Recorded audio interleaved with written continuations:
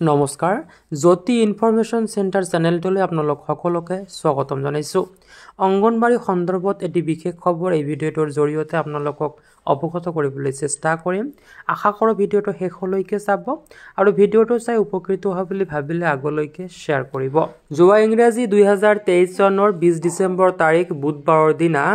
গোলাঘাট জিলা আয়ুক্ত কাৰ্যালয়ৰ সভাকক্ষত জিলা আয়ুক্ত ডক্টৰ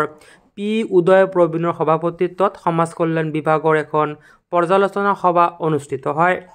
সভাত আয়ুক্তগৰাকীয়ে জিলাখনৰ প্ৰতিটো সংগত শিশু উন্নয়ন কেন্দ্ৰৰ অধীনত চলি থকা বিভিন্ন কামৰ বুজ লয় ইয়াৰ লগতে অংগনবাড়ী কেন্দ্ৰসমূহৰ কামৰ খতিয়ান লয় সভাত সদৰ